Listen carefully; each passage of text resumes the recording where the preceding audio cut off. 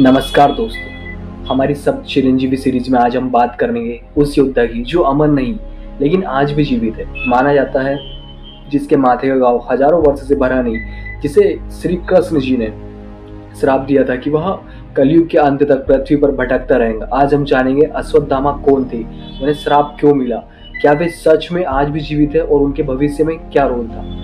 सबसे पहली बात जानते हैं अश्वत्थामा कौन थे। अश्वत्थामा महाभारत काल के महान गुरु द्रोणाचार्य जी के पुत्र थे। उनकी माता कृपि थी।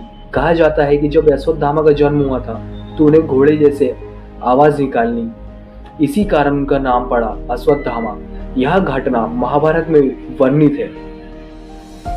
इसके बाद बहुत कम लोग जानते हैं कि अश्वत्थामा का बचपन गरीबी में बीता। उनके पिता द्रोणाचार्य बहुत महान गुरु थे, लेकिन उनके पास धन नहीं था। एक बार अश्वत्थामा ने दूध पीने की इच्छा जताई, लेकिन घर में दूध नहीं था।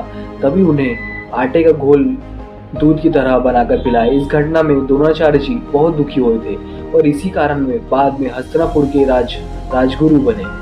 अश्वत्थामा के माथे पर जन्म से ही एक दिव्य मणि थी। शास्त्रों के अनुसार यह मणि उन्हें देती थी रोगों से रक्षा, नकारात्मक शक्तियों से सुरक्षा, युद्धों में अजयता, मानसिक शक्ति। यही कारण था कि उन्हें हराना लगभग असंभव था। महाभारत युद्ध में अश्वत्थामा ने कौरव की ओर से युद्ध किया था। वे अपने पिता के साथ युद्ध भूमि में उतरे थे। उनके पास ब्रह्मास्त्र जैसे दिव्य अस्त्र का ज्ञान था। महाभारत में ब्रह्मास्त्र का ज्ञान बहुत कम योद्धाओं को था। युद्ध के दौरान द्रोणाचार्य अजय साबित हो रहे थे। उन्हें हराना असंभव था। तब पांडवों ने एक योजना बनाई। उन्होंने कहा अश्वत्थामा मारा गया। यही सुनकर द्रोणाचार्य ने शस्त्र त्याग दिए और उसी समय उनका वध कर दिया गया। यही से अश्वत्थामा के जीवन की दिशा बदल गई। पिता की मृत्यु के बाद अश्वत्थामा क्रोध से भर गए। उन्हें रात में पांडव शिविर पर हमला किया और सोते हुए पांडव के पुत्रों का वध कर दिया। यह धर्म के नियमों के विरुद्ध था और यही उनकी सबसे बड़ी गलती बनी। इसके बाद भी उनका क्रोध शांत नहीं हुआ। उन्होंने पांडव वंश समाप्त करने के लिए ब्रह्मास्त्र चला दिया। यह शस्त्र उन्हें गर्भ में पल रहे प्रशिक्षित को मारने के लिए छोड़ा था। तब भगवान कृष्ण ने हस्तक्षेप किया और उन्हें प्रशिक्षित की रक्षा की। इसके बाद भगवान कृष्ण जी ने अश्वत्थामा को श्राप दिया, तुम हजारों वर्ष तक पृथ्वी पर भटकते रहोगे, तुम्हें शरीर के घाव कभी नहीं भरेंगे, तुम अकेले रहोगे और लोग तुमसे दूर रहेंगे। यही कारण है कि वे चिरंजीवी बने।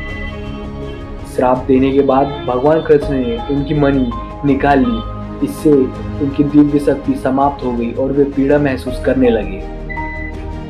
अश्वत्थामा आज भी जीवित है। सनातन धर्म के अनुसार अश्वत्थामा आज भी जीवित है। कई लोक कथाओं में कहा जाता है कि मध्य प्रदेश के जंगलों और प्राचीन मंदिरों के आसपास उन्हें देखा गया है, लेकिन आधुनिक युग विज्ञान इसकी पुष्टि नहीं करता। इसलिए यही विषय आस्था से जुड़ा हुआ माना जाता है। कुछ मान्यताओं के अनुसार कलयुग के अंत में जब कल की अवतार आएंगे तब अश्वत्थामा फिर से प्रकट होंगे और धर्म की स्थापना में सहायता करेंगे।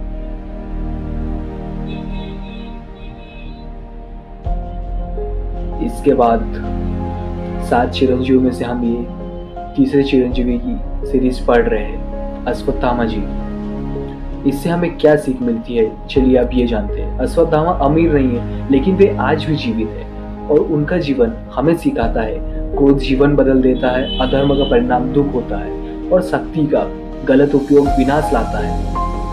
इसलिए कभी भी अपने क्रोध पर घमंड ना करें, कभी भी अपने पास जो कुछ भी है उस पर घमंड ना करें। और ऐसी वीडियो देखने के लिए मेरे चैनल बॉबी को लाइक शेयर और सब्सक्राइब करना ना भूलें। और वीडियो अच्छी लगी हो तो अपने दोस्तों, साथियों और अपने परिवार वालों से जरूर शेयर करें। जय सिया राम। मिलते हैं अगली नेक्स्ट वीडियो।